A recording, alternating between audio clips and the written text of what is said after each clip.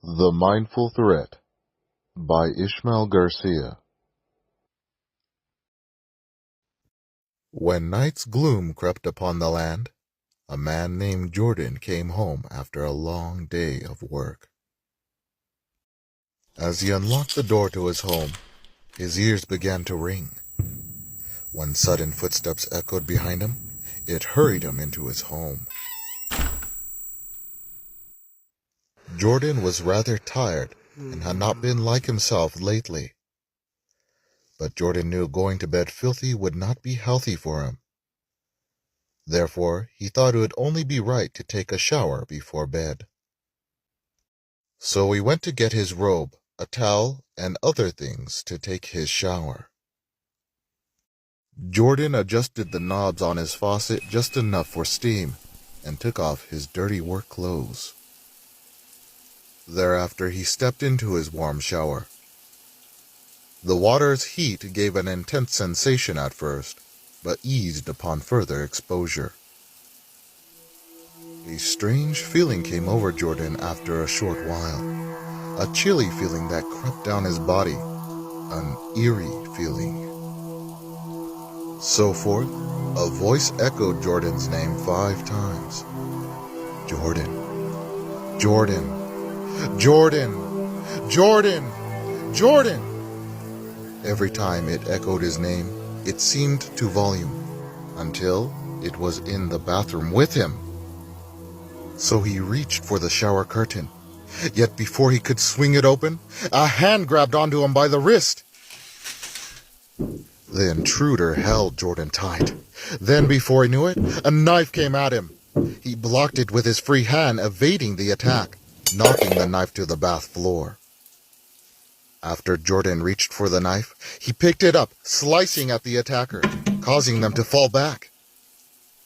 Having the advantage now, Jordan came at the attacker and stabbed him again and again in the gut.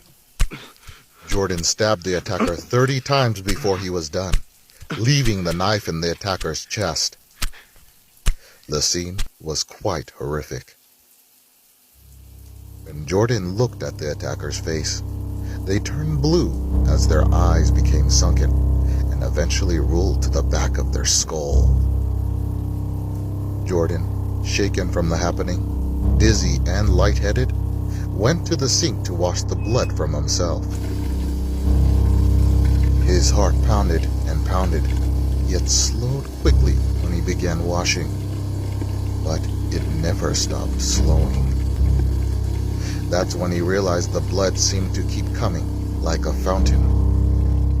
So he reached for his towel to wipe the steam from the mirror, and as he did, colors flashed about. He eyed a terrible sight. He saw himself turn blue as a dozen stab wounds on his body poured out blood, and just in the middle of his chest was the knife he used to kill the attacker. Jordan's family noticed his absence and reported it to the police. When they found his body, Jordan wasn't bloated because he had punctured his stomach so much. The police were stunned because there were no signs of a break-in. They did not know why he did what he did, but later it was discovered he hadn't been taking his medication, which stabilized his mental state. He didn't even pick it up from the pharmacy. His family, while cleaning up his apartment, found on his desk written conspiracies of a deity. Jordan wrote, "It's a type of being behind world rulers. Its influence stretches across the world in many different forms. I went to church the first time today, but not for a sermon's advice. Instead, I wanted to see the symbolism of this supposed God. This symbolism is said to stretch far and wide. To my surprise, I saw it. Up in one of those dramatically designed windows the sun pierced through, and around this strange symbol's form. If it wasn't for what I discovered, it wouldn't have been a problem.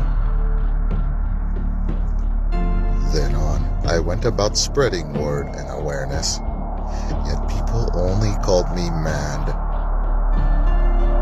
Some became aggressive and would attack me. Not even the authorities did anything about it. I sort of became a hermit since, but never stopped my own personal convictions.